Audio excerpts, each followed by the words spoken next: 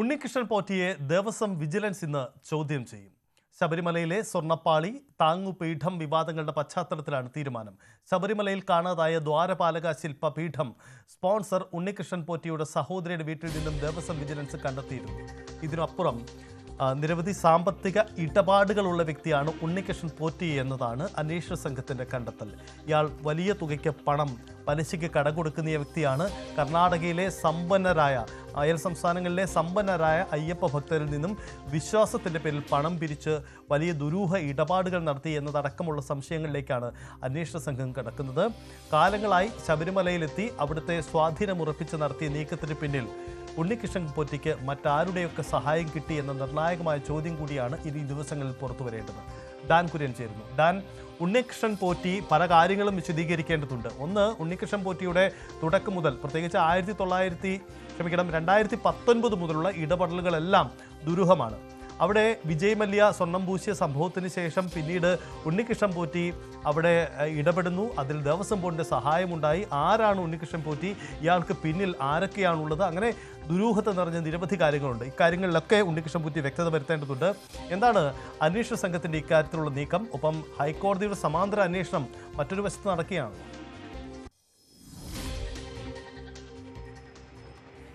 ഉണ്ണികൃഷ്ണൻ പോറ്റിയുടെ സാമ്പത്തിക ഇടപാടുകളിൽ ദുരൂഹതയുണ്ട് എന്ന കണ്ടെത്തലുകളെ തുടർന്നാണ്, അങ്ങനെയുള്ള നിഗമനത്തിന്റെ അടിസ്ഥാനത്തിലാണ് ഇയാളെ ഇന്ന് വിശദമായി ചോദ്യം ചെയ്യുന്നത്. അതിൽ കൃത്യമായി ഏത് തരത്തിലാണ്, അതായത് ഈ ശബരിമലയുമായി ബന്ധപ്പെട്ട് ഈ ദ്വാരപാലക ശില്പം അതുമായി ബന്ധപ്പെട്ട കാര്യങ്ങൾക്കപ്പുറത്തേക്ക് മറ്റേതെങ്കിലും തരത്തിൽ ഈ സമ്പന്നരായ അയ്യപ്പ ഭക്തരെ ഉപയോഗിച്ചുകൊണ്ട് സാമ്പത്തിക ഇടപാടുകൾ നടത്തിയിട്ടുണ്ടോ വിശ്വാസത്തിന്റെ പേരിൽ, അങ്ങനെ സാമ്പത്തികമായി അവരെ ദുരുപയോഗം ചെയ്തിട്ടുണ്ടോ എന്നതടക്കമുള്ള കാര്യങ്ങളിലേക്ക് കൂടി ഈ അന്വേഷണം നീളുകയാണ് എന്നാണ് മനസ്സിലാക്കാൻ കഴിയുന്നത്. അതിന്റെ ഭാഗമായി തന്നെയാണ് കഴിഞ്ഞ ദിവസം വെഞ്ഞാറമൂട്ടിലെ ഉണ്ണികൃഷ്ണൻ പോറ്റിയുടെ സഹോദരിയുടെ വീട്ടിൽ നടന്ന പരിശോധനയിൽ ഈ സ്വർണ്ണപീഠം അവിടെ നിന്ന് കണ്ടെത്തുകയും ചെയ്യുന്ന ഒരു സാഹചര്യമുണ്ടായത്.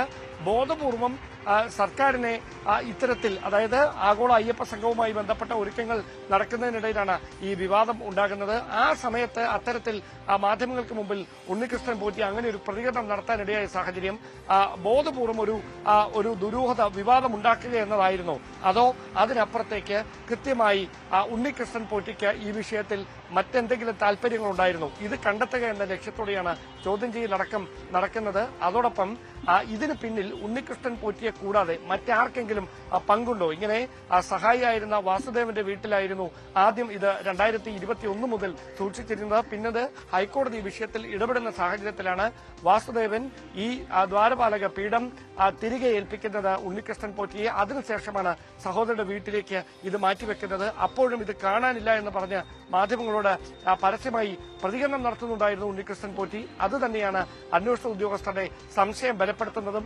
അങ്ങനെയെങ്കിൽ ഉണ്ണികൃഷ്ണൻ പോറ്റി മറവി സംഭവിച്ചതാണ് എന്ന് പറഞ്ഞ് ഒഴിഞ്ഞു മാറാനുള്ള ശ്രമമാണ് ആദ്യം നടത്തിയത്. അത് പക്ഷേ അന്വേഷണ ഉദ്യോഗസ്ഥർ മുഖവിലക്കെടുക്കുന്നില്ല. കൃത്യമായ ചില ലക്ഷ്യങ്ങൾ ഉണ്ണികൃഷ്ണൻ പോറ്റിക്കുണ്ടായിരുന്നു എന്ന കാര്യം വിജിലൻസ് അടക്കം ഉറപ്പിക്കുന്നു. അത് ഉണ്ണികൃഷ്ണൻ പോറ്റിയുടെ മാത്രം ലക്ഷ്യങ്ങളാണോ, അതോ അതിനപ്പുറത്തേക്ക് മറ്റാർക്കെങ്കിലും ഉണ്ണികൃഷ്ണൻ പോറ്റിയുമായി ഈ ഇടപാടുകളിൽ ബന്ധമുണ്ടോ എന്നതടക്കമുള്ള കാര്യങ്ങളിൽ വ്യക്തത തേടിയാണ് വിജിലൻസിന്റെ ചോദ്യം ചെയ്യുന്നത്.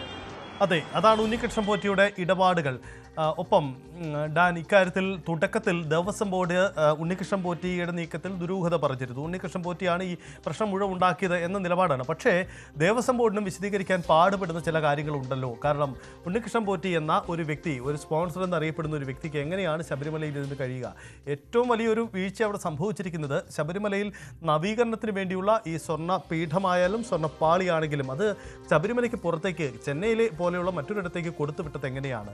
ഇതിന് ഹൈക്കോടതിയുടെ ഉത്തരവുണ്ടായിരുന്നില്ല. തിരുവാഭരണം കമ്മീഷണർ അടക്കമുള്ള സാന്നിധ്യം അവിടെ ഉണ്ടാവാതെ ഇതെങ്ങനെ ചെയ്തു എന്നതാണ് ഉയരുന്ന ചോദ്യം. അപ്പോൾ ദേവസ്വം ബോർഡിനും സർക്കാരിനും ഇക്കാര്യത്തിൽ കൂടുതൽ വ്യക്തത വരുത്തേണ്ട ഒരു വിഷയമല്ലേ? ശബരിമലയാണ് വിഷയം, അതിന് ഏറെ പ്രാധാന്യമുണ്ട് എന്നൊരു രാഷ്ട്രീയ സാഹചര്യം കൂടി മുന്നിലുണ്ടല്ലോ.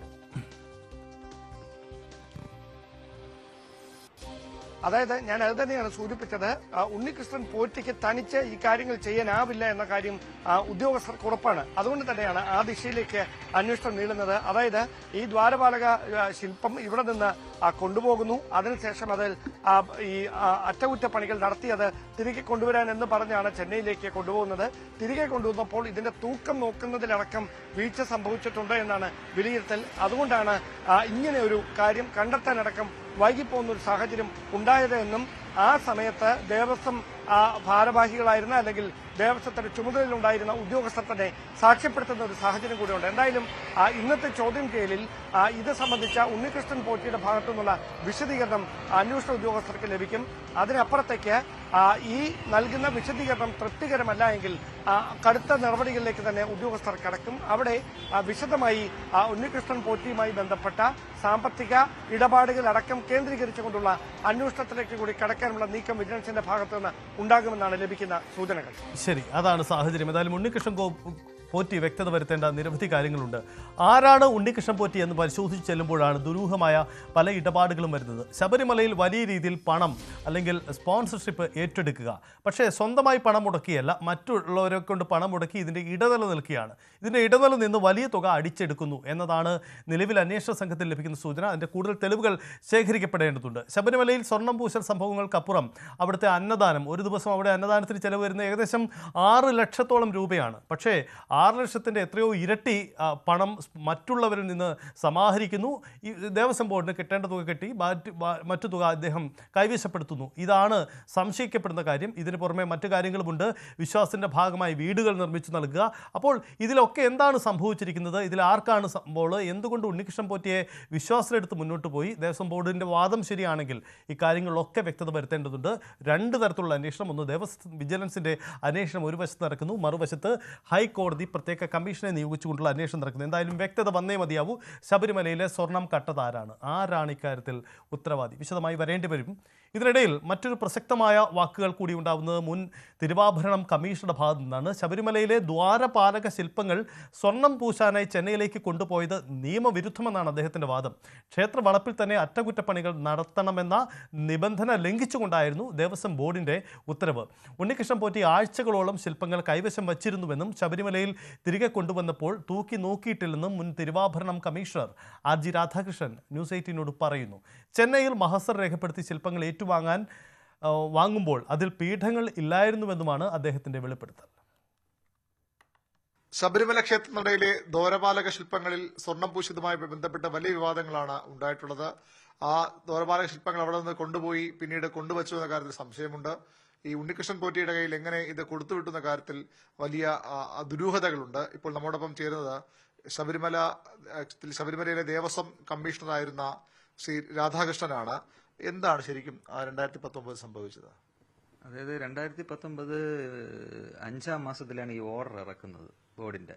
അതായത് ഈ ഉണ്ണികൃഷ്ണൻ പോറ്റിയിൽ ഇത് ഇളക്കി കൊടുക്കണമെന്നും ചെമ്പ് എന്നാണ് അതിനകത്ത് വ്യക്തമായിട്ട് പറയുന്നുണ്ട്. ആ ചെമ്പ് ഇളക്കി കൊടുക്കണമെന്നും അത് തിരിച്ച് തിരുവാഭരണം കമ്മീഷണറുടെ സാന്നിധ്യത്തിൽ, തിരുവാഭരണം കമ്മീഷണറാണ് എൻ്റെ പോസ്റ്റ്, അപ്പോൾ ആ തിരുവാഭരണം കമ്മീഷണറുടെ സാന്നിധ്യത്തിൽ പൂശണമെന്നും തിരിച്ച് ഈ ഉണ്ണികൃഷ്ണൻ പോറ്റി അത് അവിടെ കൊണ്ടുവന്ന് ഏൽപ്പിക്കണമെന്നാണ് പറഞ്ഞിരിക്കുന്നത്. അതിന്റെ അടിസ്ഥാനത്തിലാണ് ഈ നടപടികളെല്ലാം നടന്നിരിക്കുന്നത്. ഇളക്കി കൊണ്ടുപോകുന്നതിനും തിരുവാഭരണ കമ്മീഷണറുടെ സാന്നിധ്യം വേണം. ആ തിരുവാഭരണ കമ്മീഷണറുടെ സാന്നിധ്യത്തിൽ വേണം അത് ഇളക്കിയെടുത്ത് തൂക്കി വെയിറ്റ് നോക്കി അതിന്റെ നടപടിക്രമങ്ങൾ പൂർത്തിയാക്കി വേണം കൊടുക്കാനെന്നാണ് പറയുന്നത്. പക്ഷേ ഞാൻ ചെല്ലുന്നതിന് മുമ്പാണ് ഇതെല്ലാം നടന്നിരിക്കുന്നത്. ജൂലൈ മാസം 19-നും 20-നുമാണ് ഇത് എടുത്തുകൊണ്ട് പോയിരിക്കുന്നത് 2019. ഞാൻ ചെല്ലുന്നത് 5-8-ലാണ് ഞാൻ അവിടെ പ്രവേശിക്കുന്നത് തിരുവാഭരണ കമ്മീഷണറായിട്ട്. അപ്പം ഞാൻ ഇതൊന്നും അറിയുന്നില്ലല്ലോ, ഇങ്ങനെ കൊണ്ടുപോയതും വന്നതും.